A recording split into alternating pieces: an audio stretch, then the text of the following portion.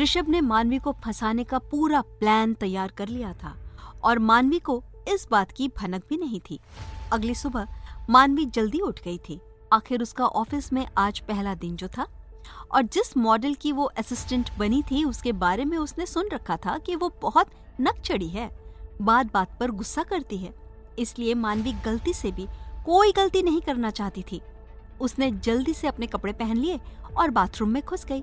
नहाकर आई तो उसने हाफ स्लीव्स ब्लैक कलर की लॉन्ग कुर्ती विद जीन्स पहनी हुई थी।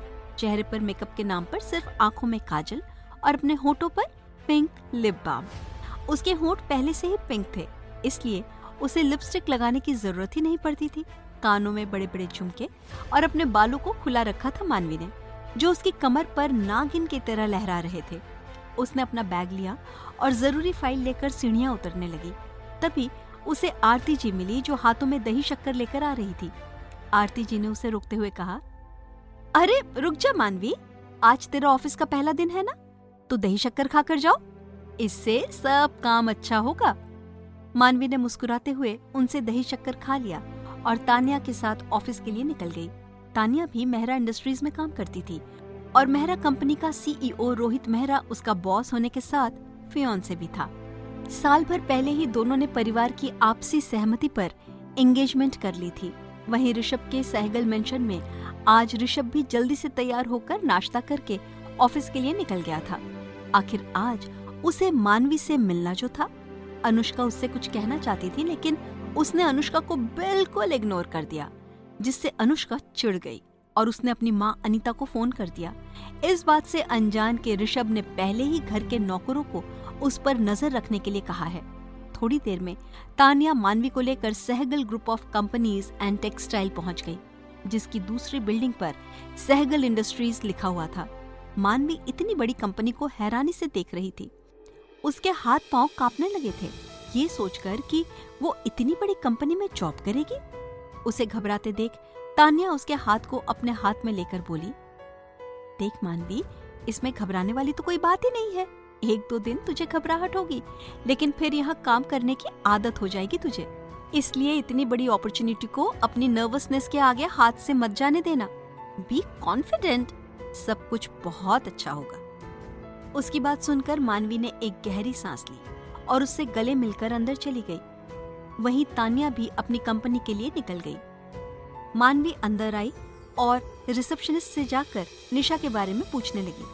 रिसेप्शनिस्ट पहले एक पल तो उसे देखती ही रह गई, फिर मानवी से कहा, आप अभी वेटिंग एरिया में वेट कीजिए, निशा मैम अभी तक आई नहीं है और आने के बाद सबसे पहले वो आरएस सर से मिलेंगी, उसके बाद ही किसी और से बात करेंगी।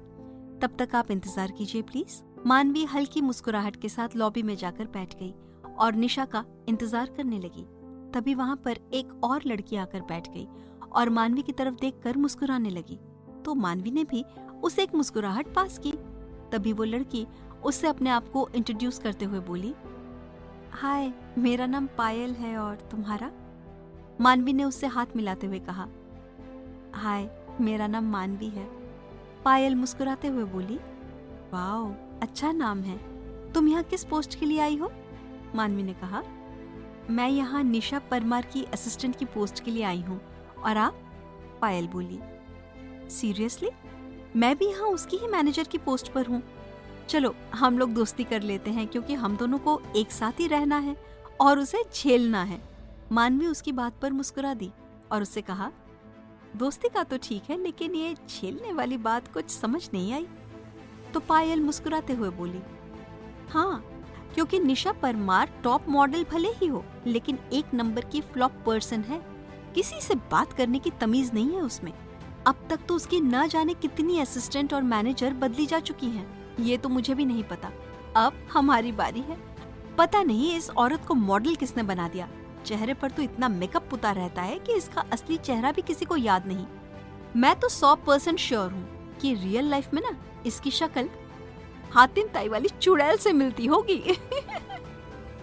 मानवी उसकी बात हैरानी से सुन रही थी, क्योंकि उसे यहाँ पर भी तानिया के जैसा एफएम रेडियो जो मिल गया था, जो कभी बंद नहीं होगा और उसे इसे भी झेलना होगा। तभी पायल ने उसकी तरफ देखा और उसे हैरान देखकर पूछा, ज्यादा बोल गई ना मैं? क्या करूं, मेरी आदत ही है थोड़ा ज्यादा बोलने की। उसकी बात सुनकर मानवी खिलखिलाकर हंस पड़ी। तभी उसकी प्यारी सी खनकती हंसी सुनकर कई लोगों की नजर उस पर आकर ठहर गई और इस बात से बेखबर मानवी अभी भी खिलखिलाए जा रही थी। वहीं दूसरी तरफ ऋषभ भी अभी ऑफिस आया था। उसका एंट्रेंस डोर बाकी सबसे अलग था, जो कि लॉबी के पीछे से होकर गुजरता था। ऋषभ भी अपने केबिन की ओर जा ही रहा था कि तभी उसके कानों में किसी की खनकती हुई हंसी की आवाज पड़ी, जिससे ऋषभ के आगे चलते कदम अपने आप ही रुक गए। ये हंसी, ये तो वही है। और वो वहां से लॉबी की तरफ लगे मिरर की साइड आ गया। तभी उसकी नजर एक चेहरे पर ठहर गई, जो कि मानवी का था। मानवी का गोरा रंग उसकी काली कुर्ती में उभर कर दिख रहा था। उसके खुले बालों की लटें हंसने की वजह से आगे आकर उसके गालों को छू रही थी। कानों में बड़े बड़े झुमके, जिनके मोती उसकी हंसी के साथ खनक रहे थे। आज ऋषभ ने पहली बार मानवी को इतने करीब से और इस रूप में देखा था। वो मासूम सा बेदाग दूध सा उजला चेहरा, जिसे खूबसूरत दिखने के लिए किसी भी मेकअप प्रोडक्ट की जरूरत नहीं थी। उसकी वो खनकती हुई हंसी, जो किसी मधुर संगीत की तरह कानों को सुकून पहुंचा रही थी। और उस पर उसके लेफ्ट साइड बना होठों के पास उसकी खूबसूरती और उसकी खूबसूरत हंसी में चार चांद लगा रहा था। उसके गुलाबी होंठ, जिन्हें देखकर ऐसा लग रहा था जैसे दो गुलाबों को संजोकर रख दिया हो। मानवी को हंसते देख अनायास ही ऋषभ के होठों पर भी मुस्कुराहट आ गई। लेकिन तभी उसकी मुस्कुराहट गुस्से में बदल गई जब उसका ध्यान ऑफिस के लोगों पर गया, जो मानवी को हंसते हुए देख रहे थे, खास तौर पर लड़के। उसने गुस्से में एक नजर लड़कों को देखा और फिर एक नजर मानवी को देखते हुए ऊपर अपने केबिन में चला गया। वहां जाकर उसने अपने असिस्टेंट पीयूष को कॉल किया। जैसे ही पीयूष ने कॉल रिसीव की तो ऋषभ ने गुस्से में कहा, अभी के अभी नीचे जाकर लॉबी में बैठे लोगों से कहो कि वो यहाँ काम करने आए हैं, ना कि हंसी ठिठोली करने। अगर उन्होंने अपना काम टाइम पर खत्म नहीं किया तो उन लोगों के साथ तुम्हारी भी आज की सैलरी कट हो जाएगी और 1 महीने तक कोई बोनस भी नहीं मिलेगा। Do you understand? उसकी बात सुनकर पीयूष घबरा गया और अपने मन में बोला, हे भगवान, अब ऐसा कौन है जो ऋषभ सर को भड़का रहा है? पता नहीं लोगों को इनके सामने हंसी मजाक क्यों करना है। चल बेटा पीयूष, लग जा काम पर, वरना इन लोगों के साथ तेरी भी सैलरी और बोनस चली जाएगी। उसने तुरंत कहा, ओके सर, मैं अभी जाकर सभी को अलर्ट करता हूँ कि वो लोग काम छोड़कर अपनी हंसी मजाक पर ध्यान दें। तभी उसे ध्यान आया कि वो ये क्या बोल गया, तो वो घबरा के ऋषभ से बोला, सॉरी सर, आई मीन हंसी मजाक छोड़कर काम पर ध्यान दे, ये कह कर आता हूँ मैं। इतना कहकर वो जल्दी से नीचे भाग गया। वहीं मानवी और पायल अब बात कर रही थी, लेकिन कुछ लड़के अब उन दोनों को ही देख रहे थे। तभी पीयूष वहां आया और उसने उन लोगों को डांट लगाते हुए कहा, अगर तुम लोगों ने अभी अपना काम टाइम पर खत्म नहीं किया तो सर आज तुम लोगों की सैलरी के साथ साथ 1 महीने का बोनस भी काट लेंगे। उसकी बात सुनकर सभी घबरा गए और जल्दी से अपना काम करने लगे।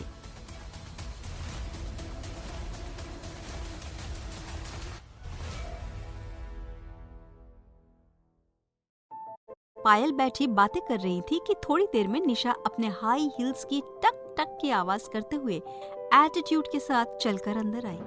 चेहरे पर हेवी मेकअप, एक 1 पीस हॉट ड्रेस पहने, जिससे उसके फिगर के एक एक कट साफ उभर कर आ रहे थे। लड़के उसे ललचाई नजरों से देख रहे थे, जिससे निशा को अपनी खूबसूरती पर बहुत घमंड हो रहा था। वो सबको इग्नोर कर एटीट्यूड से ऋषभ के केबिन में चली गई। वहीं मानवी और पायल ने हैरानी से उसे देखा और फिर एक दूसरे को देखकर एक साथ बोली, ओह नो, क्या हम अब इसके साथ काम करेंगे? इतना कहकर दोनों थकी हारी सी वहीं सोफे पर बैठ गई। पायल ने मानवी से कहा, देखा, मैंने पहले ही कहा था ना, इसके साथ हम काम नहीं करेंगे बल्कि इसको झेलेंगे। मानवी हाँ में सिर हिलाते हुए बोली, लेकिन इस मेकअप की दुकान को टॉप मॉडल बनाया किसने? मुझे तो लगा था कि निशा परमार मुंबई की टॉप मॉडल है, तो जरूर उसमें कोई तो बात होगी, लेकिन यहाँ तो उल्टी गंगा बहती दिख रही है। तो पायल ने उसे देखते हुए कहा, अरे और किसने? यही कंपनी के बॉस ऋषभ सहगल जी ने। फिर उसके पास आकर उसके कान में वो धीरे से बोली, मैंने तो ये तक सुना है कि ऋषभ सहगल इसे डेट भी कर रहे हैं, जबकि उनकी शादी भी हो चुकी है। और ये पता नहीं कैसी औरत है, शादीशुदा मर्द पर भी डोरे डाल रही है। देख नहीं रही हो कैसे छम्मक छल्लो बनकर आई है उन्हें रिझाने के लिए। उसकी बात सुनकर मानवी हैरान रह गई। साथ ही ऋषभ नाम उसे कुछ सुना सुना सा लग रहा था, लेकिन फिर उसने अपने ख्यालों को झटक दिया और पायल से कहा, अब तुम चुप भी करो, हमें क्या करना, वो कुछ भी करे, ये इन लोगों का पर्सनल मैटर है, हमें तो बस अपने काम से मतलब रखना है। उसकी बात सुनकर पायल चुप हो गई। वहीं अंदर ऋषभ के केबिन में ऋषभ गुस्से में इधर उधर घूम रहा था। उसे बार बार मानवी का हंसता खिलखिलाता चेहरा और लोगों का उसे घूरना याद आ रहा था। आखिर जब निशा उसके पास आई तो ऋषभ ने जानबूझकर ही निशा से कहकर मानवी को अपने केबिन में बुलवाया था। शादी के बाद आज पहली बार मानवी उसके इतने करीब थी, लेकिन उसकी आंखों में अजनबियत देख ऋषभ परेशान भी था। कॉन्ट्रैक्ट साइन करने के बाद मानवी बाहर निकल गई। केबिन में तो उसने अपने आप को संभाल लिया था, लेकिन बाहर आते ही घबरा गई। ऋषभ, ये नाम कुछ सुना सुना सा लग रहा है, और उनकी आवाज, नहीं, तू पागल है क्या मानवी?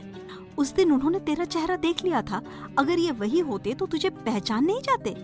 वैसे भी तू तो हर वक्त वही सोचती रहती है, इसलिए आवाज भी तुझे वैसी लगी होगी। घबराहट के मारे मानवी का दिल जोरों से धड़क रहा था। वो तुरंत वॉशरूम की तरफ बढ़ गई। फिर वो अपने आप को समझाते हुए बोली, तो उससे क्या होता है? ऋषभ नाम सिर्फ अकेले उसका तो नहीं हो सकता ना, दुनिया में लाखों ऋषभ हैं। मैं खामखा परेशान हो रही हूँ। फोकस मानवी, फोकस, तुझे बस अपने काम पर ध्यान देना है यहाँ, और कुछ नहीं। इतना कहकर बेसिन के पास आकर अपने चेहरे पर ठंडा पानी डाला।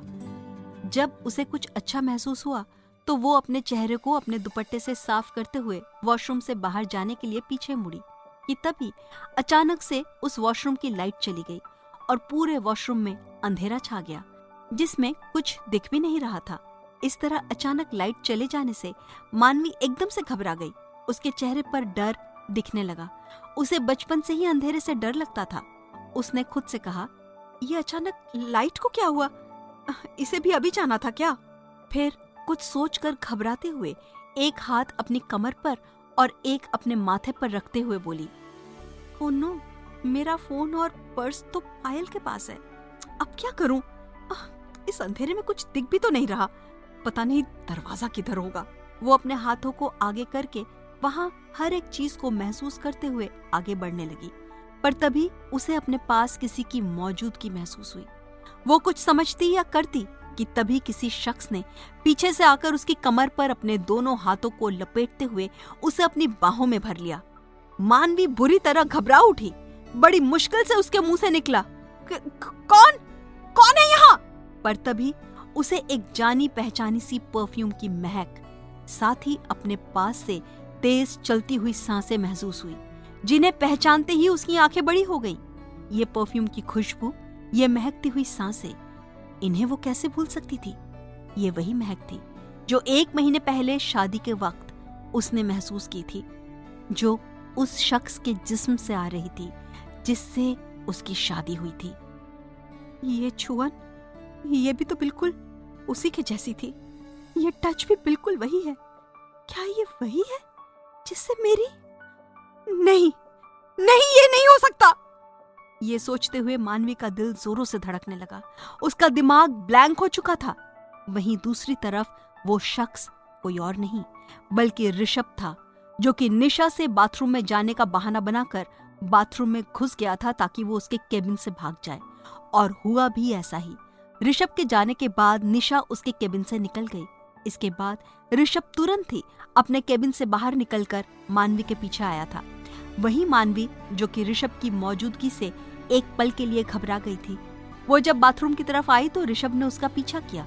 वो मानवी को परेशान करना चाहता था, लेकिन इस वक्त मानवी के करीब आने पर उसे अपनी बाहों में भरने के बाद ऋषभ जैसे सब कुछ भूल ही गया था। वो किसी और ही दुनिया में खो गया था। उसे ख्याल ही नहीं था कि वो यहाँ क्या करने आया था। वो तो बस मानवी को अपनी बाहों में थामे हुए उसके बदन से आती खुशबू को अपनी सांसों में समा रहा था, जो उसे मदहोश कर रही थी और उसे मानवी के साथ गुस्ताखी करने पर मजबूर कर रही थी। पर फिलहाल वो कुछ भी ऐसा वैसा नहीं कर सकता था जो कि आगे उसके प्लान में रोड़ा बने। यही सोचकर उसने अपने मन में उठते जज्बातों को कुछ वक्त के लिए दबा दिया और हल्के से मानवी के कान की तरफ झुकते हुए अपनी गर्म सांसों को मानवी की गर्दन पर छोड़ते हुए उसके कानों में सरगोशी करते हुए धीमी आवाज में बोला, कैसी हो वाइफी? मैंने बहुत मिस किया तुम्हें। तुमने मुझे मिस किया या नहीं? ये कौन सी बात हुई भला? कोई अपने हबी को ऐसे छोड़कर जाता है क्या, वो भी शादी वाले दिन ही? उसकी बात सुनकर मानवी जैसे अपनी सेंसेस में वापस आ गई। वो एकदम से उसकी बाहों से निकलने की कोशिश करने लगी और घबराते हुए कहा, कौन कौन हो तुम? छोड़ो मुझे, ये क्या बदतमीजी है, छोड़ो! कहते हुए उसे खुद से दूर करने के लिए धक्का देने लगी, पर ऋषभ के आगे उसकी एक न चली। तभी ऋषभ ने उस पर अपनी पकड़ और मजबूत कर दी और उसे अपने और करीब करते हुए हल्के से उसके कान को चूमते हुए बोला, ये क्या वाइफी, तुम मुझे भूल गई, अपने हस्बैंड को? This is not fair baby, ये तो बहुत गलत बात है। कोई अपने हस्बैंड को भूलता है क्या? गलत बात। This is very bad. इसकी सजा तो तुम्हें जरूर मिलेगी वाइफी, ताकि आगे चलकर तुम याद रख सको कि मैं तुम्हारा कौन हूं। खैर, फिलहाल तुम इन बातों को छोड़ो और मुझे मेरी एक बात का जवाब दो। शादी करके मुझसे दूर क्यों भाग गई तुम? कोई ऐसे अपने नई नवेले पति को छोड़कर भागता है क्या, वो भी शादी वाले दिन ही? हाँ, ये तो गलत है ना वाइफी।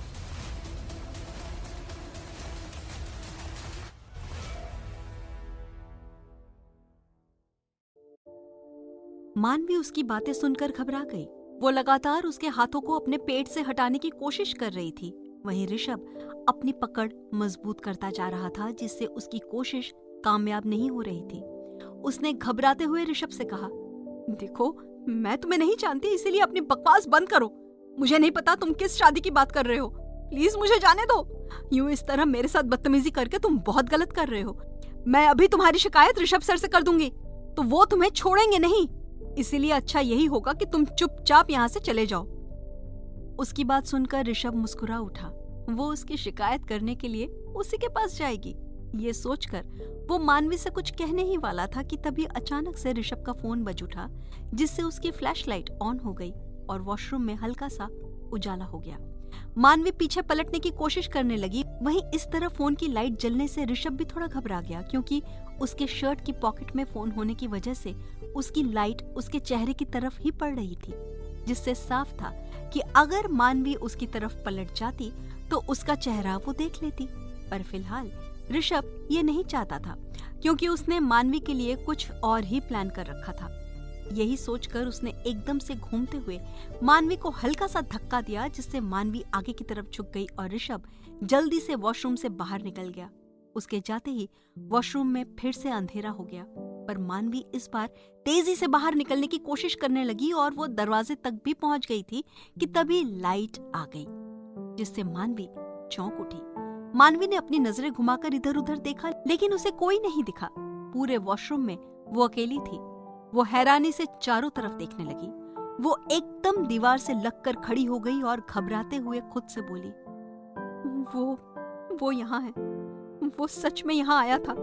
वो जानता है कि मैं इस कंपनी में हूँ। इसका मतलब मैं उसकी नजरों में हूँ और अब वो मुझे जरूर परेशान करेगा। नहीं, मैं यहाँ जॉब नहीं कर सकती। मुझे जल्द से जल्द यहाँ से जाना होगा, इससे पहले कि वो मेरे लिए कोई परेशानी खड़ी करे या फिर शादी वाली बात काकी तक पहुंचे। नहीं।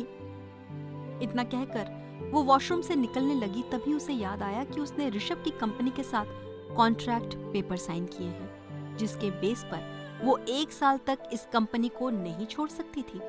ये याद आते ही मानवी अपने घुटनों के बल बैठ गई। उसकी आंखों से आंसू बहने लगे और उसने खुद से कहा, इस कंपनी को भी नहीं छोड़ सकती और यहाँ काम भी नहीं कर सकती। जिस तरह वो आज यहाँ वॉशरूम में आ गया, वो कहीं भी आ सकता है। कहीं उसने अपने गुस्से में अपने बदले के लिए कुछ भी उल्टा सीधा कर दिया तो तब मैं क्या करूंगी? फिर कुछ सोचकर बड़बड़ाई, मुझे जल्द से जल्द ये सारी बातें अनुष्का दीदी को बतानी होंगी। अब वही है जो मुझे इस प्रॉब्लम से बाहर निकालेंगी, लेकिन मैं उनसे मिलूंगी कैसे? यही सोचकर वो परेशान होने लगी और कुछ देर वैसे ही बैठी रही। तभी बाहर से पायल की आवाज आई जो उसे बाहर आने को बोल रही थी। मानवी बोली, हाँ बस थोड़ी देर में आ रही हूँ। ये कहकर मानवी खड़ी हो गई और अपने आप से कहा, नहीं, मैं इस तरह घबरा नहीं सकती, मुझे हिम्मत रखनी होगी। वैसे भी शादी में जो कुछ हुआ उसमें मेरी गलती तो नहीं थी। वो सारी गलती अनुष्का दीदी के फैमिली वालों की है, तो फिर वो उनकी सजा मुझे कैसे दे सकता है? अगर वो अगली बार मेरे सामने आया ना, तो मैं उसकी शिकायत ऋषभ सर से कर दूंगी, तो वो खुद ही उसे इस ऑफिस से निकाल देंगे। बस मुझे अब उसे किसी तरह पहचानना होगा कि आखिर वो है कौन। ये कहते हुए वो खुद को दिलासा देने लगी। कुछ देर बाद जब उसे अच्छा महसूस हुआ तो वो वॉशरूम से बाहर निकल गई और पायल के साथ मिलकर काम करने लगी। वहीं ऋषभ अपनी केबिन के विंडो से बाहर मानवी को देखते हुए मुस्कुरा रहा था। उसने किसी को फोन किया और उसे सारी बातें समझाकर फोन रख दिया। फिर अपने आप से बोला, तो अब वक्त आ गया है वाइफी अपने खेल को अंजाम देने का। उसके बाद उसने पीयूष को कॉल कर अपने केबिन में बुलाया तो थोड़ी देर में ही पीयूष उसके केबिन में हाजिर हो गया। ऋषभ ने उसे देखते हुए कहा, 2 दिन के लिए निशा को शिमला वाले प्रोजेक्ट के लिए जाना था ना, तो उसे कहो कि वो अपने शिमला वाले प्रोजेक्ट के लिए आज ही निकल जाए। मैं नहीं चाहता शिमला वाले प्रोजेक्ट में और डिले हो। अगर वो नहीं मानती तो उसे मेरे पास भेजो। और हाँ, कल शाम को दादा दादी माँ पापा वाले मेंशन आ रहे हैं, तो ध्यान रहे उन्हें कोई दिक्कत नहीं होनी चाहिए। पीयूष ऋषभ से बोला, ओके सर, दादा दादी के लिए अरेंजमेंट का काम मैं देख लूंगा, लेकिन निशा मैम को मनाना सर मेरे बस की बात नहीं है। आप उनसे खुद ही बात कर लीजिए प्लीज। ऋषभ अपने हाथ से उसे जाने को कह दिया और एक सिगरेट जलाकर अपने मुंह में रख ली। फिर विंडो के बाहर मानवी को देखते हुए कश भरने लगा। वहीं पीयूष ने जल्दी से बाहर आकर गहरी सांस ली और अपने आप से कहा, पता नहीं सर के मन में क्या चल रहा है। खैर पीयूष, तुझे अपना जो काम करना है वो कर।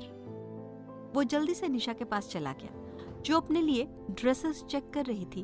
वहीं मानवी उसका मेजरमेंट और बाकी के ड्रेस चेक कर रही थी और पायल उसका शेड्यूल डिसाइड कर रही थी। पीयूष एक पल को पायल को देखता ही रह गया, फिर सिर झटक कर निशा के पास आकर निशा से बोला, मिस निशा परमार, आपको इस वक्त सर ने अपने केबिन में बुलाया है। उसकी बात सुनकर निशा खुश हो गई कि ऋषभ ने उसे खुद अपने पास बुलाया तो सही। निशा खुशी से चहकते हुए ऋषभ के केबिन में चली गई। पीयूष वहां से वापस जा रहा था और पायल कुछ पूछने के लिए मानवी की तरफ आ रही थी, लेकिन तभी अचानक वो पीयूष से टकरा गई और गिरने लगी कि तभी पीयूष ने उसे संभाल लिया। दोनों की नजरें आपस में टकरा गईं और दोनों एक दूसरे में खोकर एक दूसरे को देखने लगे। मानवी के चेहरे पर उन दोनों को इस तरह देखकर मुस्कुराहट आ गई और वो अपना गला साफ करने का नाटक करने लगी, जिसे सुनकर दोनों होश में आ गए और झेंपकर इधर-उधर देखने लगे। पीयूष वहां से चला गया और पायल ने मानवी की तरफ देखा जो उसे देखकर स्माइल कर रही थी। वो झेंपकर अपना काम करने लगी। मानवी भी उसे देखकर हंसते हुए अपना काम करने लगी। दूसरी ओर निशा मुस्कुराते हुए ऋषभ के केबिन में आई और ऋषभ से खुश होकर बोली, क्या हुआ ऋषभ, तुमने मुझे बुलाया? ऋषभ उसकी तरफ देखते हुए बोला, हाँ, क्योंकि मैं चाहता हूँ कि तुम शिमला वाले प्रोजेक्ट के लिए आज ही निकल जाओ, क्योंकि 2 दिन बाद उन लोगों को यूएस जाना है, इसीलिए इस काम का खत्म होना बहुत जरूरी है। उसकी बात सुनकर निशा का चेहरा उतर गया। उसे लगा था ऋषभ उसके साथ टाइम बिताना चाहता है, इसीलिए उसे बुला रहा है, लेकिन यहाँ तो मामला ही कुछ और था। निशा मन महसूस कर रह गई, फिर झूठी हंसी हंसते हुए ऋषभ से बोली, ठीक है, तुम कहते हो तो मैं चली जाऊंगी, लेकिन उससे पहले क्या तुम मेरे साथ कुछ वक्त बिताना नहीं चाहते? ऋषभ अपनी चेयर पर बैठते हुए बोला, नो निशा, इस वक्त मैं बहुत बिजी हूँ, अभी मेरी मीटिंग है, उसके बाद यहाँ का वर्क। और फिर शाम को भी मीटिंग है। निशा ने गुस्से में ऋषभ से कहा। तो ऋषभ, तुम्हारे पास मेरे लिए टाइम होता ही कब है? हर वक्त ही तुम बिजी रहते हो। तुमसे कुछ भी मांगो तो बस बिजी हूं कहकर टाल देते हो।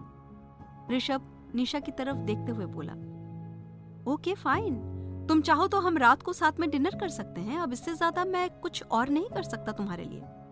निशा उसकी बात पर खुश होते हुए बोली, ठीक है, लेकिन अपनी बात से मुकर मत जाना, मैं तुम्हारा इंतजार करूंगी। इतना कहकर वो बाहर चली गई। वहीं ऋषभ ने उसे बाहर जाते देखकर गहरी सांस ली और अपने आप से बोला, गॉड, किस मुसीबत को अपने गले लगा लिया है मैंने। खैर, कुछ समय की बात है, फिर ये मुसीबत भी टल जाएगी।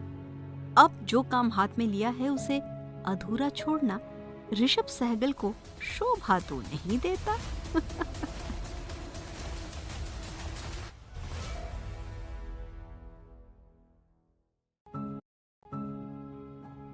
ऋषभ मानवी के बारे में सोचना छोड़ अपना काम करने लगा। दोपहर हो चली थी, पर मानवी का मन अभी भी बेचैन था। उसने तानिया को कई बार कॉल किया, लेकिन उसका फोन बिजी बता रहा था, इसलिए उसकी तानिया से बात नहीं हो पाई। तभी निशा उसके पास आई और मानवी से बोली, तुमने अपना नाम क्या बताया था? मानवी निशा से बोली, जी मानवी। निशा ने एटीट्यूड से कहा, व्हाटएवर, जो भी हो, लेकिन अभी 2-3 दिन तुम ऑफिस मत आना, क्योंकि फिलहाल मैं कुछ दिन के लिए शिमला जा रही हूँ, वहाँ का प्रोजेक्ट हैंडल करने के लिए, और उसमें तुम्हारी कोई जरूरत नहीं है। इसीलिए जब मैं आ जाऊं तब तुम्हें इन्फॉर्म कर दूंगी। फिर पायल से बोली, और तुम मेरी मैनेजर हो, तो तुम्हें मेरी सारी प्रोजेक्ट और डील्स का ध्यान रखना है। तो तुम मेरे साथ शिमला चल रही हो, इसीलिए यहाँ से जल्दी छुट्टी लेकर अपना सामान पैक कर लो, क्योंकि हमारी कल सुबह की ही फ्लाइट है। पायल ने हाँ में सिर हिला दिया। उसके बाद निशा वहां से चली गई। तभी पायल ने मानवी से कहा था ना मैंने, हमारे लिए इस एटीट्यूड की दुकान को झेलना बहुत मुश्किल होने वाला है। मानवी बोली, अरे रिलैक्स, अभी शुरू में तो परेशानी होगी ही ना, धीरे धीरे आदत पड़ जाएगी। जाओ तुम अपना काम खत्म करो, तुम्हें जल्दी वापस भी जाना है। पायल हाँ में सिर हिलाकर जल्दी जल्दी काम करने लग गई। सुबह से रात कब हुई पता ही नहीं चला। मानवी सुबह से पायल के साथ काम में लगी हुई थी। पायल के फ्रेंडली नेचर और उसके मजाकिया बातों से मानवी अब वॉशरूम में हुई उन बातों को बिल्कुल भूल चुकी थी और उसके अंदर से घबराहट भी खत्म हो गई थी। वो अब बिल्कुल नॉर्मल थी और लगन से अपना काम कर रही थी। वहीं ऋषभ ने रात होते ही निशा के साथ जल्दी से डिनर कर उसे घर भेज दिया था। ऑफिस के सारे एम्प्लॉय भी अपने घर जाने के लिए ऑफिस से निकल चुके थे और कुछ 2-4 जो बजे थे वो ऑफिस से निकलकर पार्किंग एरिया में चले गए थे। पायल का घर दूर था, इसलिए वो भी मानवी को बाय कहकर कैब बुक करके अपने घर के लिए निकल गई थी। मानवी भी ऑफिस से निकलने के लिए अपना सामान पैक कर ही रही थी कि तभी उसके पास तान्या का कॉल आ गया। उसने जैसे ही कॉल रिसीव किया तो उधर से तान्या बोली, हाँ बोल मानवी, तूने मुझे क्यों फोन किया था? एंड सॉरी यार, मैं तुझे पहले कॉल नहीं कर पाई, वो आज रोहित मुझे डिनर पर ले गया था ना इसलिए। मानवी ने मुस्कुराकर कहा, नहीं ऐसी कोई बात नहीं है, मैं तो बस यूं ही तुझे कॉल कर रही थी। तान्या उससे बोली, चल ठीक है। अच्छा सुन, आज मैं रोहित के घर जा रही हूँ, माँ पापा तो किसी काम से बाहर गए हैं ना, तो क्या तू अकेले घर पर रह लेगी? मैं तेरे पास ही रुक जाती यार, लेकिन कल ना रोहित के माँ पापा भी वापस यूएसए जा रहे हैं, तो बस इसीलिए। मानवी ने मुस्कुराकर कहा, अरे नहीं, तू मेरी बिल्कुल चिंता मत कर, मैं रह लूंगी अकेली, तू बस अपने इन-लॉज के साथ अच्छे से रहना। अच्छा अब मैं रखती हूँ, मुझे घर भी निकलना है। तान्या उससे बोली, अच्छा ठीक है, अपना ख्याल रखना और टाइम पर खाना जरूर खा लेना। इतना कहकर उसने कॉल कट कर दिया। मानवी अब घर के लिए निकल रही थी कि तभी उसके सामने पीयूष आ गया और कुछ फाइलें मानवी की तरफ बढ़ाते हुए कहा, मिस मानवी, क्या आप इन फाइलों को नीचे ग्राउंड फ्लोर पर बने स्टोर रूम में रख देंगी? एक्चुअली मुझे सर ने कुछ अर्जेंट काम दे दिया था, इसीलिए अभी मैं वहां नहीं जा सकता, वरना मैं ही रख देता। मानवी मुस्कुराते हुए बोली, कोई बात नहीं सर, मैं रखाती हूँ। इतना कहकर वो फाइलें रखने के लिए चली गई।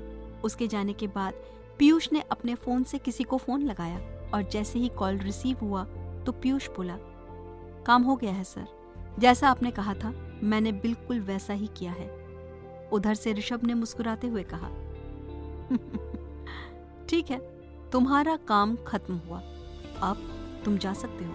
और ध्यान रहे, इस बात का पता तुम्हारे अलावा किसी को भी नहीं होना चाहिए। अब जाकर दादा दादी को लेकर आओ। पीयूष वहां से निकल गया। इधर मानवी जैसे ही स्टोर रूम में गई और फाइलें रखकर जाने लगी कि तभी अचानक से उस रूम का दरवाजा लॉक हो गया। साथ ही उस रूम की सभी लाइटें बंद हो गईं, जिससे मानवी एकदम से घबरा गई। वो घबराहट में दरवाजा खोलने लगी, पर दरवाजा नहीं खुला। उसके जहन में दोपहर में बाथरूम में हुई वो बातें फिर से ताजा होने लगी, जिससे उसके चेहरे पर डर छाने लगा। उसे डर था कि कहीं वो शख्स जो दिन में बाथरूम में उसे परेशान कर रहा था, वो फिर से यहाँ ना आ जाए। यही सोचकर परेशानी से उसके चेहरे पर पसीना छलक आया। वो फिर से पूरी ताकत के साथ दरवाजा खोलने की कोशिश करने लगी, पर वो नहीं खुला। तभी वो हिम्मत करके बाहर किसी को आवाज लगाते हुए बोली, हेलो, कोई है? मैं यहाँ बंद हो गई हूँ, प्लीज कोई मेरी हेल्प करो, मुझे यहाँ से निकालो। पीयूष सर, क्या आप यहाँ पर हैं? लेकिन बाहर से कोई आवाज नहीं आई। तभी उसे अपने फोन का ध्यान आया, तो वो अपने बैग में फोन को चेक करने लगी, लेकिन उसे बैग में कहीं भी फोन नहीं मिला। उसे याद आया कि जब पीयूष उसके पास आया था तो उसने फोन को वहीं डेस्क पर रख दिया था। वो परेशानी में अपना माथा सहलाने लगी, लेकिन तभी अचानक से वहां पर एक बड़ी सी स्क्रीन दिखने लगी और उस स्क्रीन पर अनुष्का की शादी के दिन वाला वीडियो चलने लगा, जिसे देखते ही मानवी हैरान रह गई। उसके कदम अपने आप ही उस स्क्रीन की तरफ बढ़ने लगे, लेकिन तभी उस स्क्रीन पर मंडप वाला सीन दिखने लगा, जिसमें एक लड़का अपने चेहरे के आगे हाथ जोड़े मंडप में बैठा था, जिससे उसका चेहरा नहीं दिख रहा था। वहां पर दुल्हन की एंट्री हुई और जैसे ही उस लड़के ने अपना हाथ चेहरे से हटाया तो मानवी उस लड़के को देखती रह गई। उसके हाथ पांव कांपने लगे और उसका बैग भी उसके हाथ से छूटकर जमीन पर गिर गया। वो लड़का और कोई नहीं बल्कि ऋषभ सहगल था, जो उसका बॉस बनकर उससे सुबह मिला था। जाहिर सी बात है कि ऋषभ ने उसे पहचान लिया था, इसीलिए वो उसे देखकर मुस्कुरा रहा था। इसका मतलब बाथरूम में भी उसके साथ वो हरकत करने वाला ऋषभ ही था और वो पागल ऋषभ को उसकी ही धमकी दे रही थी। ये सोचते हुए मानवी का सिर घूमने लगा, लेकिन अगले ही पल स्क्रीन पर उस हॉल का वीडियो चलने लगा, जब ऋषभ और मानवी साथ थे। ऋषभ ने जैसे ही उसका घूंघट उठाया, मानवी उसे धक्का देकर भाग गई, जिसके साथ ऋषभ भी उसके पीछे गया। ये सब देखकर तो मानवी का सर चकरा गया। उसे इतना भी ध्यान नहीं रहा कि उस रूम का दरवाजा खोलकर ऋषभ कब का अंदर आ चुका था और डेविल स्माइल करते हुए उसे ही देख रहा था। ये सब सोचकर मानवी के कदम जैसे ही लड़खड़ाए और वो पीछे गिरने को हुई, वैसे ही ऋषभ ने आगे बढ़कर उसकी कमर में अपने हाथ को फंसाते हुए उसे अपने करीब करके गिरने से बचा लिया और मानवी उसके सीने से आ लगी। इतने बड़े शॉक और गिरने के डर की वजह से मानवी की सांसें तेज चल रही थी, जो ऋषभ को भी महसूस हो रही थी।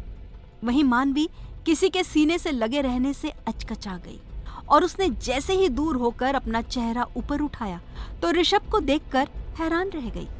ऋषभ के चेहरे पर अब तक मुस्कुराहट थी। उसने गुस्से में एकदम से मानवी की कमर में हाथ फंसाकर उसे अपने करीब कर लिया। उसकी इस हरकत से मानवी डर गई और उसकी बाहों में छटपटाने लगी। तभी ऋषभ ने मुस्कुराते हुए मानवी से कहा, कैसा लगा मेरा surprise Mrs Sehgal? Of course तुम्हें पसंद ही आया होगा, है ना?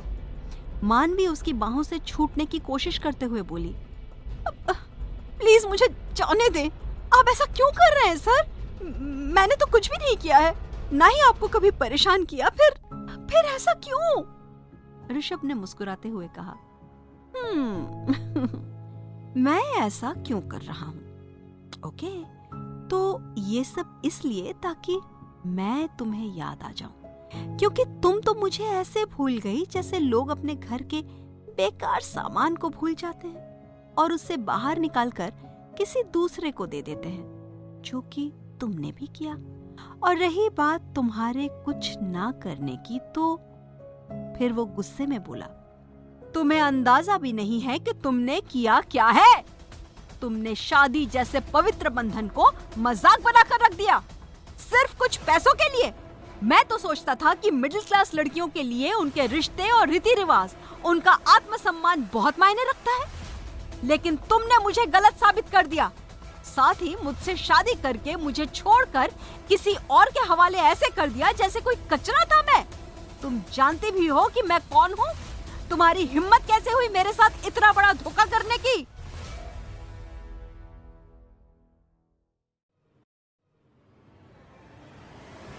मानवी उसकी बातें सुन रही थी। अब उसे ऋषभ के साथ धोखा करने पर शर्म महसूस हो रही थी, मगर वो ऋषभ की पैसे वाली बात सुनकर हैरान रह गई। मानवी को इस तरह अपनी तरफ हैरानी से देखता पाकर ऋषभ मुस्कुरा दिया और मानवी से बोला, क्या हुआ? क्या सोच रही हो कि मुझे ये सब कैसे पता चला? रुको, मैं दिखाता हूँ। इतना कहकर वो मानवी का हाथ पकड़कर उसे खींचते हुए अपने केबिन में ले आया और अपनी डेस्क पर एक फाइल में से एक पेपर निकालकर उसे मानवी की तरफ बढ़ा दिया। मानवी ने उस पेपर को देखा तो हैरान रह गई। मानवी के एक्सप्रेशंस देखकर ऋषभ डेविल स्माइल कर रहा था। फिर चेहरे पर गुस्से वाले एक्सप्रेशंस लाकर मानवी से बोला, अब बोलो, क्या कहोगी इन पेपर्स के बारे में? मैं चाहूं तो अभी इसी वक्त मेरे साथ धोखा करने के जुर्म में तुम्हें सारी जिंदगी ना जेल में डलवा सकता हूँ और तुम कुछ नहीं कर पाओगी। उसकी बात सुनकर मानवी डर गई और उसने ऋषभ से कहा, लेकिन मैंने तो ऐसा कुछ भी नहीं किया है। मैंने सिर्फ अनुष्का दीदी की मदद की थी, लेकिन बदले में उनसे कोई भी शर्त नहीं रखी और ना ही कोई पैसे लिए। तो आप मेरे साथ ऐसा कैसे कर सकते हैं? ऋषभ वहीं रखे सोफे पर पैर चढ़ाकर बैठते हुए मानवी से बोला, मैं बिल्कुल ऐसा कर सकता हूँ। तुमने चाहे अनुष्का या किसी का भी साथ दिया हो, आई डोंट केयर, और चाहे पैसे लिए हो या नहीं लिए हो, आई डोंट केयर, लेकिन मेरे साथ तो धोखा किया है ना, और इसके लिए मैं तुम्हें जेल में डलवा सकता हूँ और तुम कुछ भी नहीं कर पाओगी। मानवी ने उसके सामने हाथ जोड़कर कहा, नहीं सर, प्लीज ऐसा मत कीजिए, मैं सच कह रही हूँ। मैंने किसी से कोई पैसे नहीं लिए। हाँ, आपसे धोखा करने के लिए मैं माफी मांगती हूँ। प्लीज मुझे माफ कर दीजिए सर। ऋषभ डेविल स्माइल करते हुए बोला, ठीक है, तो मैं तुम्हें 2 ऑप्शन देता हूँ। मानवी उसकी तरफ असमंजस से देखने लगी तो ऋषभ आगे बोला, पहला, या तो तुम अपनी गलती मानकर कि तुमने मुझसे शादी करने की डील की, इसके लिए जेल में जाओ, या फिर तुम्हें अनुष्का को मेरे घर से निकालने में मेरी मदद करनी होगी। इसके साथ ही मेरी बीवी बनकर मेरे घर में रहना भी होगा, मेरे परिवार वालों के साथ, क्योंकि मैं उस लड़की के नाम को अपने साथ एक पल भी बर्दाश्त नहीं कर सकता। उसकी बात सुनकर मानवी हैरान रह गई। उसे समझ नहीं आया कि वो करे तो क्या करे। उसने गुस्से में ऋषभ से कहा, नहीं सर, मैं ऐसा नहीं कर सकती। इस तरह से सभी लोग मुझसे नफरत करने लगेंगे, और मैंने तो ये शादी सिर्फ अनुष्का दीदी की इज्जत बचाने के लिए की थी, ना कि आपको हासिल करने के लिए। इसीलिए मैं कुछ भी ऐसा नहीं करूंगी। और फिर मैंने कोई पैसे लिए ही नहीं, ना ही कोई डील की, तो फिर जेल जाना किस बात का? मैं नवीन अंकल से बात करूंगी, वो जरूर मेरा साथ देंगे, पर आपकी ये शर्तें मुझे मंजूर नहीं है। इसीलिए आप अपने ऑप्शंस अपने पास ही रखिए। इतना कहकर वो जाने लगी, लेकिन तभी अचानक से ऋषभ जोर जोर से हंसने लगा, जिससे मानवी के बढ़े हुए कदम रुक गए और वो पलटकर ऋषभ को देखने लगी। तो ऋषभ उठकर उसके पास आकर उसे ऊपर से नीचे तक देखते हुए उसकी आंखों में झांक कर बोला, जानता हूँ तुमने पैसे नहीं लिए, लेकिन ये बात पुलिस को बताएगा कौन?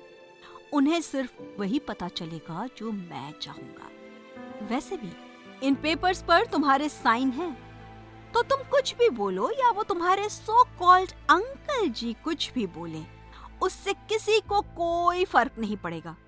और वैसे भी उन्हें मैं कौन सा छोड़ने वाला हूँ, उन्हें भी उनके किए की सजा जरूर मिलेगी। फिर तुम देखना वो कैसे तुम्हारा साथ देंगे। मानवी ऋषभ की बात सुनकर हैरान रह गई और उसने हैरानी से ऋषभ से कहा, जब आप जानते हैं कि मैंने ऐसा कुछ नहीं किया, तो फिर आप ऐसा क्यों कर रहे हैं मेरे साथ? कहीं ये पेपर्स आपके ही तो नहीं? ऋषभ मुस्कुराते हुए बोला, ऑफ कोर्स ये पेपर्स मेरे ही हैं डार्लिंग, और सुबह तुमने खुद इन्हें अपने हाथों से साइन किया है। बस थोड़ी सी बेवकूफ निकली कि पेपर्स पर साइन करने से पहले तुमने उन्हें पढ़ना भी जरूरी नहीं समझा। रही मेरे ऐसा करने की बात, तो मतलब साफ है कि मैं अनुष्का को अपनी जिंदगी से निकाल कर तुम्हें उसकी जगह देना चाहता हूँ। वैसे भी तुम्हारी शादी हो चुकी है मुझसे, फिर मेरी बीवी बनकर रहने में तुम्हें क्या प्रॉब्लम है? मानवी ने व्यंग से मुस्कुराकर कहा। ओह हाँ, प्रॉब्लम एक हो तो बताऊं सर। चलिए, आपकी बात मानकर मैं आपके साथ रह भी ली तो उससे क्या होगा सर? कुछ महीनों बाद आप मुझे वैसे ही छोड़ देंगे क्योंकि आप किसी और से प्यार करते हैं, तो मेरी लाइफ बर्बाद करके आपको क्या मिलेगा? इससे अच्छा तो यही है कि आप अनुदी के साथ रहें और बाद में उनसे ही अलग हो जाएं, तलाक ले लें। मुझे क्यों बीच में ला रहे हैं आप? ऋषभ अपने डेस्क के सहारे खड़े होकर और सीने पर हाथ बांधते हुए मानवी से बोला, सुकून मिलेगा मुझे। तुमने जो मेरे साथ धोखे से शादी की, उसके बदले तुम्हें अपनी जिंदगी में शामिल कर और तुम्हें परेशान करके बदला लेकर सुकून मिलेगा मुझे। जानती हो, जब से मुझे बिना बताए गई हो ना, तब से मैंने यही सोचा है कि किस तरह तुम्हें ढूंढूं और तुम्हें तुम्हारे किए की सजा दूं। और अब जब तुम मेरे सामने हो तो तुम्हें ऐसे तो नहीं जाने दे सकता ना मैं। मानवी गुस्से में बोली, क्यों? आखिर क्यों? इतनी बड़ी कोई गलती नहीं की है मैंने जिसके लिए आप इस तरह मुझसे बदला लें। माफी मांग तो रही हूं, अब क्या करूं? अपनी जान दे दूं? ऋषभ ने उसके पास आकर एकदम से उसकी कमर में हाथ डालकर उसे अपने करीब खींच लिया तो मानवी उसकी इस हरकत से हैरान रह गई। उसके हाथ से वो पेपर्स छूट गए और वो अपनी कमर से उसका हाथ हटाने लगी। तभी ऋषभ ने उसकी आंखों में देखते हुए कहा, जान देने की जरूरत नहीं है, बस मेरे पास आ जाओ और मेरे परिवार वालों के सामने बहू होने के सारे फर्ज निभाओ और अनुष्का को मेरी लाइफ से निकालने में मेरी मदद करो। बस इतना करो और फिर कुछ महीनों बाद मैं खुद तुम्हें आजाद कर दूंगा। मानवी उसके हाथ को हटाते हुए बोली, बिल्कुल भी नहीं, मैं ऐसा कुछ नहीं करने वाली। मैंने आपसे पहले भी कहा है, आपको जो करना है वो कीजिए। और रही इन पेपर्स की बात, तो 1 मिनट। इतना कहकर उसने उसकी बाहों से निकलकर उन पेपर्स को उठाकर ऋषभ के सामने फाड़कर उसके आगे उछाल दिया और ऋषभ से बोली, अब बोलिए सर, न रहे पेपर्स और न रहा कोई सबूत, तो फिर आप किस सबूत के आधार पर मुझे जेल भेजेंगे? ऋषभ ने मुस्कुराकर मानवी से कहा, इंटरेस्टिंग, वाओ मिसेस सहगल, तुम तो बिल्कुल मेरे टक्कर की निकली। एटीट्यूड में बिल्कुल मुझे टक्कर देती हो, लेकिन तुम्हारा दिमाग मुझसे बहुत ज्यादा कम है। तुम्हें क्या लगा मैं सिर्फ इन पेपर्स पर दांव खेलकर तुमसे उलझूंगा? इतना कच्चा खिलाड़ी समझा है क्या मुझे? पहली बात कि इन पेपर्स की 100 से ज्यादा कॉपी मेरे ऑफिस में रखी हुई है, और दूसरा, इसकी ओरिजिनल कॉपी मेरे पर्सनल लॉकर में है मैडम। इतना ही नहीं, अभी तुम्हारे लिए एक सरप्राइज और भी है। इतना कहकर उसने टेबल के ऊपर रखी फाइल को उठाकर मानवी की तरफ बढ़ा दिया और मानवी से बोला, इन्हें फाड़ने की गलती मत करना, क्योंकि इनकी कॉपी तो मेरे पास और भी है, लेकिन इन्हें फाड़कर जो गुस्सा तुम मुझे दिलाओगी उसे तुम्हें ही झेलना होगा। इतना कहकर ऋषभ वापस से सोफे पर बैठ गया। मानवी उस फाइल को पढ़ने लगी। जैसे जैसे मानवी पढ़ रही थी, उसके चेहरे पर हैरानी भरे भाव आ रहे थे। फाइल पूरी पढ़ने के बाद मानवी हैरानी से ऋषभ को देखने लगी, जो डेविल स्माइल के साथ उसे ही देख रहा था। अगले दिन शाम को ऋषभ ने अनुष्का और उसकी पूरी फैमिली को ओल्ड सहगल मैंशन अपने दादा दादी से मिलवाने के लिए बुलाया था, क्योंकि दादाजी की खराब तबीयत की वजह से वो दोनों ही शादी में नहीं आ पाए थे। तो ऐसे में वो अपनी पोता बहू से मिलना चाहते थे, इसीलिए ऋषभ ने अनुष्का और उसकी फैमिली को ओल्ड मैंशन बुला लिया था। लेकिन उसके दिमाग में क्या चल रहा था ये किसी को भी नहीं पता था। खैर, सभी लोग उस वक्त हॉल में बैठे हुए आपस में बातें कर रहे थे। अनुष्का की फैमिली भी दादाजी के साथ हंस मिलकर बातें कर रही थी। वहीं अनुष्का सोफे पर एक साइड चुपचाप बैठी थी। ऋषभ अभी आया नहीं था। तभी जानवी जी बोली, अरे ये ऋषभ कहाँ रह गया पता नहीं, ये लड़का क्या करता रहता है ना, सभी को यहाँ बुलाकर खुद गायब है। तभी नवीन जी ने कहा, अरे रहने दीजिए समधन जी, लगता है दामाद जी अपने काम में बहुत बिजी हैं। और हो भी क्यों ना, सारे कामों को वो अकेले ही तो संभालते हैं। सच में हमारी अनुष्का के तो भाग्य खुल गए ऐसे जीवन साथी को पाकर। तभी ऋषभ के दादाजी अखिल जी बोले, अरे बेटा, भाग्य सिर्फ अनुष्का के नहीं बल्कि हमारे ऋषभ के भी तो खुले हैं, जो उसे इतनी गुणवान रूपवान बीवी मिली। उनकी बात पर सभी हंसने लगे। तभी शिवम जी बोले, हाँ बात तो आपकी सही है पापा, लेकिन पता नहीं ये ऋषभ कहाँ रह गया। कह रहा था कि सभी को सरप्राइज देने वाला है और अब देखो खुद ही गायब है।